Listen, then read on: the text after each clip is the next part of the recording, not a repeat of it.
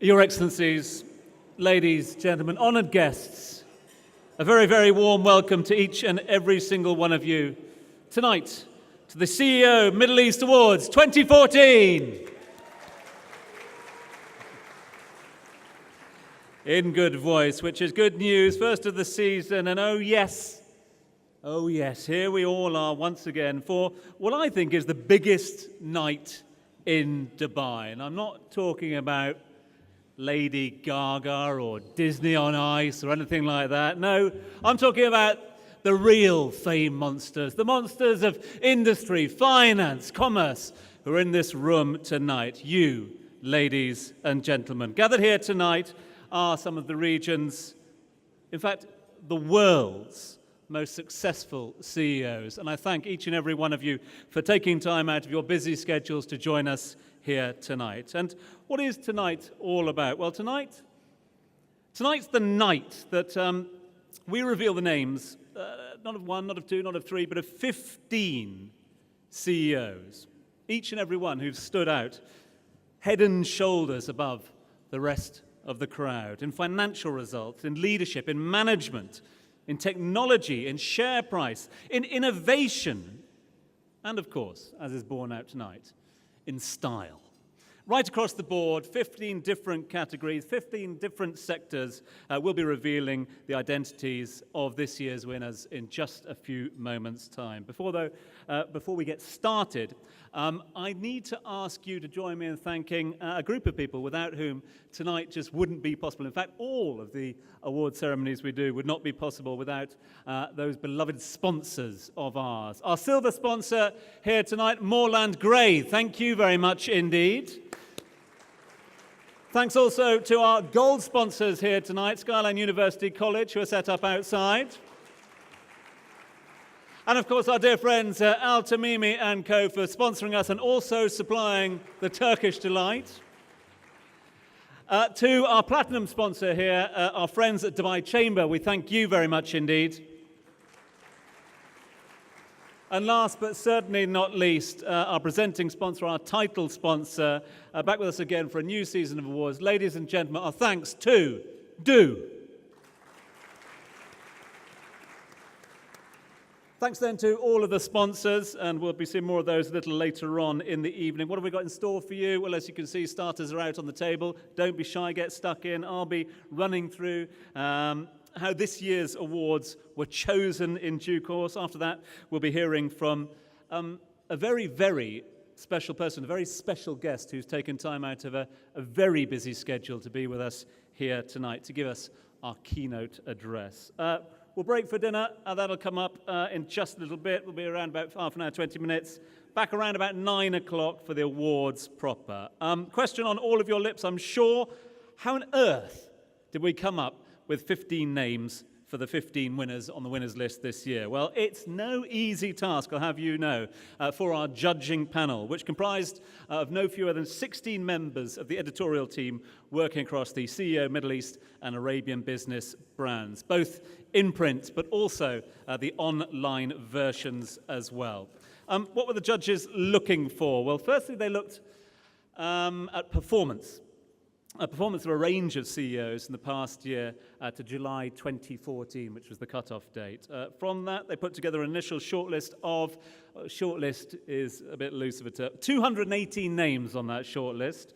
That was then whittled down to 3 names in each of the 15 different categories. From that simple voting system was used to show the winner of each category. In the event of a tie in any category, which there was on 3 occasions this year, the chairman of our judges panel, the editorial director of ITP Executive, well, he was given a second chance to vote and choose the winner. So listen, if you don't agree with it, blame him, take it up with him at the end of proceedings. I can promise you it's all very much above board. On to the awards a little later then, as I promised. Food coming your way for those that are hungry. Before that, though, it is time for our keynote address and our keynote speaker. And it is an absolute honor and privilege to be up here to introduce this man. It's a great, great honor, great treat for each and every one of us. I'm sure that all of you are familiar with the great work being done, not just here in the United Arab Emirates, but over the entire globe today by the United Nations Development Programme. In this country, the UNDP has played what is a key role in supporting the vision of our rulers to become one of the best countries, not just in the region, but in the world by 2021. Much of this focus has been encouraging the likes of you, CEOs, to work closely on economic, social, and environmental programs. Well, the one man leading that project for the UN, under the UN banner, is the UN's UAE Special Representative. He's a man who's usually on a plane somewhere around the world, meeting with world leaders, but we are lucky to have him here with us tonight. Delighted he's found time to join us to speak to you, ladies and gentlemen, at this wonderful event. Please welcome His Excellency Syed Aga.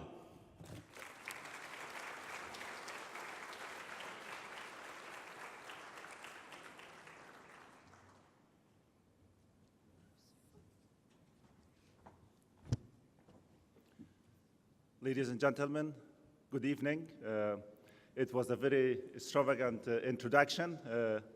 We at the United Nations are simple, plain people serving the member states and the population in member states. That includes all of us, all of you. I'm quite honored and I'm pleased to be here tonight, this evening, among this very distinguished global business leaders, people who do a lot of good, a lot of global public good. So it's a privilege and honor for us, the United Nations, to be with you.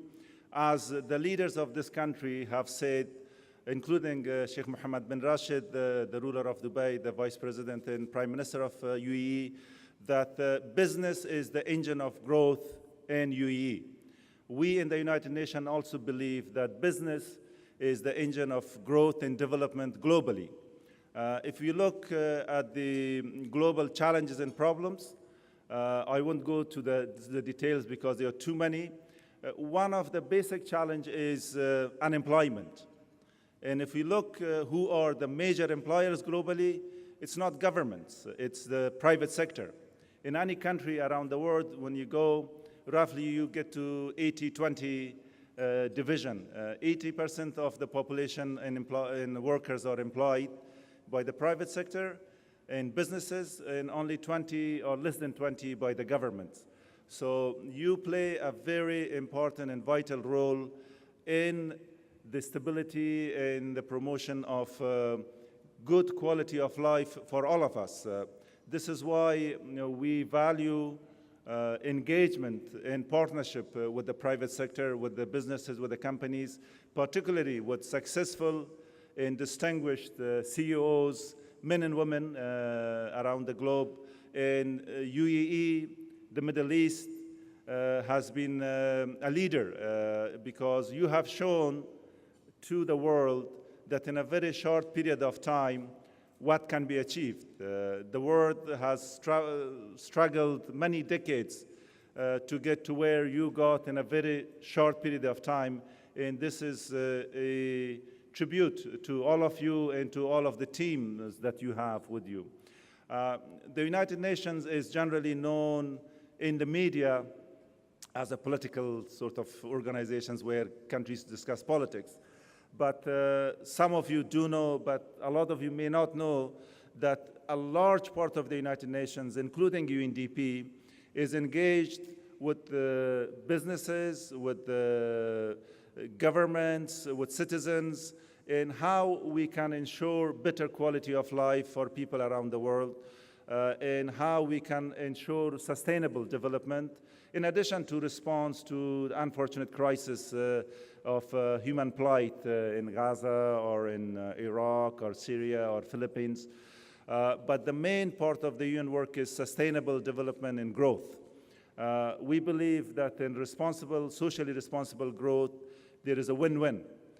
You need a stable market, you need empowered people to have purchasing power in order for businesses to thrive. And people want quality of life, and we have a lot of partnerships with the business community around the world that is a win-win formula.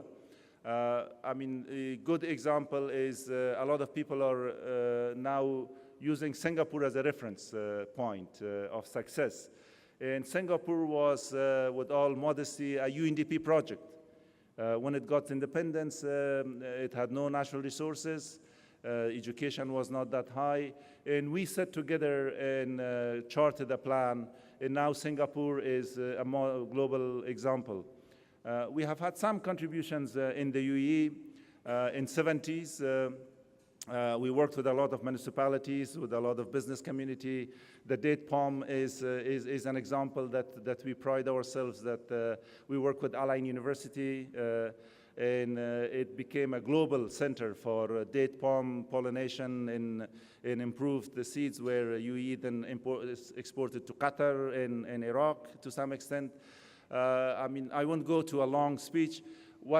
My message here is that we very highly at the United Nations value the contribution of business community, especially successful CEOs, and we are keen to engage more actively with you in the UAE, that how we can work together in terms of green growth, which the government of UAE has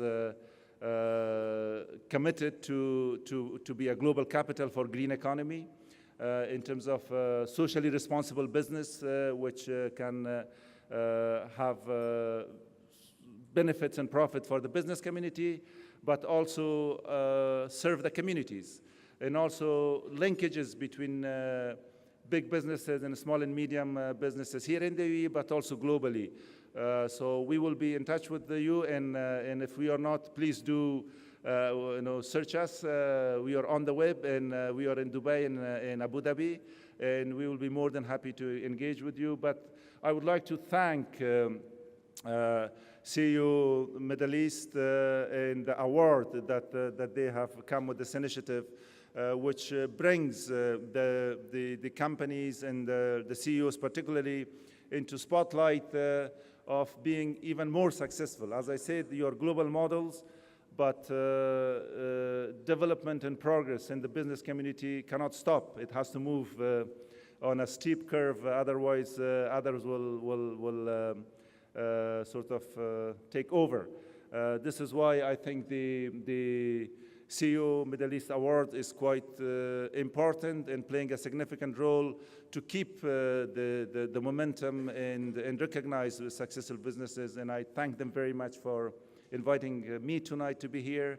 As I mentioned, I won't come in between you and the dinner, but please do engage with us, and we would like to work with all of you in different capacities.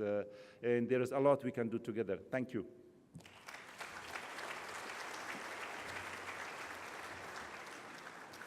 Your Excellency, thank you very much indeed for opening up proceedings.